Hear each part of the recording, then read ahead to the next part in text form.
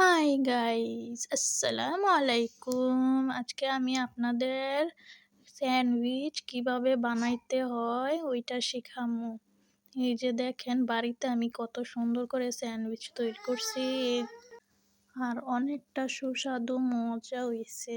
আপনারা দেখে বুঝবেন, পুরাটা ভিডিও না টেনে দেখুন। আমি মেয়োনিজের জন্য প্রথমে ব্লেন্ডারে 2টা ডিম দিয়ে দিব।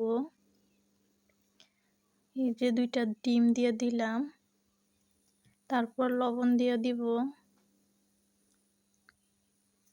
এখন দিয়ে দিব চিনি পরিমাণ মতো, আপনারা যতটুক মিঠা খাইতে পারেন দিবেন।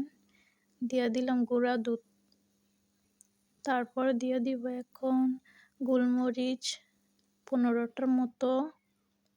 এখন দিয়ে দিব রসুন কুচি, 3-4টা রসুন কুচি দিয়ে দিলাম। সাইজ মতো 4টা কোয়া আমি লেবুর রস চিপা দিয়ে দিছি এটার মধ্যে। এখন দিয়ে দিব সয়াবিন তেল, এখন অল্প কিছু দিছি সয়াবিন তেল। এই যে দেখতেছেন ব্লেন্ডার করে নিতেছি আস্তে আস্তে আস্তে আস্তে ব্লেন্ডার করতে হইব। এখন আমি দেখব কতটা গাঢ় হয়েছে, চামচ দিয়ে নেড়ে। আমি এখন এটার মধ্যে আর কিছুটা সয়াবিন তেল দিয়ে দিব। সয়াবিন তেল যত দিবেন এত গাঢ় হইব। এখন মিক্স করে দিব চামচের সাহায্যে। মিক্স করার পর এখন আবার ব্লেন্ডার করব।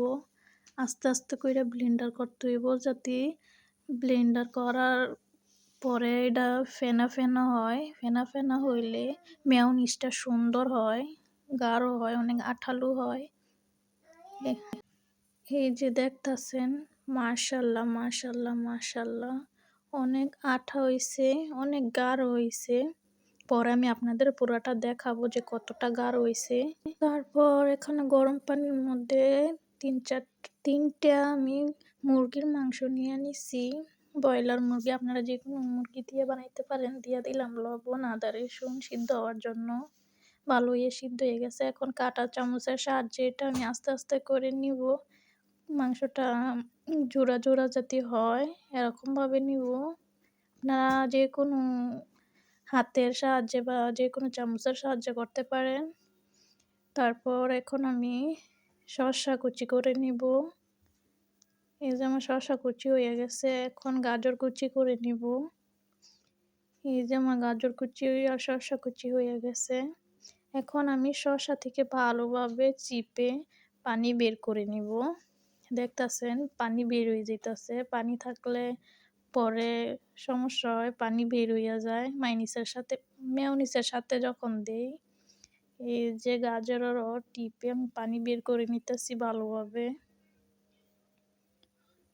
হাতের সাহায্যে। এখন মিক্স করে নিব সবগুলো একসাথে।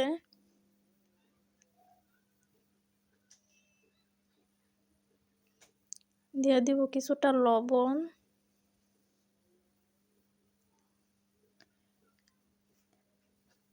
তারপর নেড়ে চেড়ে মেয়োনিজগুলো দিয়ে দিব। দেখেন কতটা পারফেক্ট হয়েছে আমার মেয়োনিজ, আঠালো গাঢ়। মাশাআল্লাহ মাশাআল্লাহ, জীবনে ফার্স্ট বানাইছি, তারপর এত পারফেক্ট হয়েছে মাশাআল্লাহ। এই যে দেখতাছেন হাতের সাহায্যে ভালোভাবে নেড়ে মাইনিজ বইলা দিই বারবার। মেয়োনিজ নামটা আসতেছে না মুখ দিয়ে। মেয়োনিজ আর শসা, গাজর, মাংস সব কিছু একসাথে মিক্স করে তারপর চিনি দিয়ে দিলাম কিছুটা।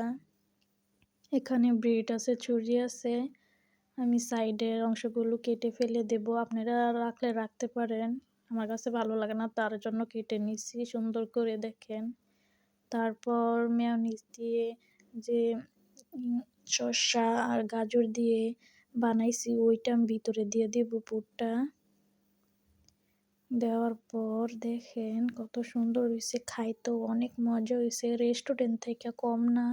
বাড়িতে বানাইয়ে এইভাবে বানাইয়ে দেখতে পারেন কতটা মজা হয়। বিশ্বাস না করলে একবার বাড়িতে ট্রাই করেন। আর আমার ভিডিওটা সম্পূর্ণ না টেনে দেখবেন, বুঝতে পারবেন আমি কিভাবে সহজ উপায়ে বানাইছি। দেখতেছেন কতটা সুন্দর হয়েছে। বানানোর মাঝে আমি একটা খাইয়ে নিছি। এতটা মজা হইছে, আমার জীবনের ফার্স্ট। মানে এত বাড়িতে এত মজার একটা মেয়োনিজ স্যান্ডউইচ বানাই।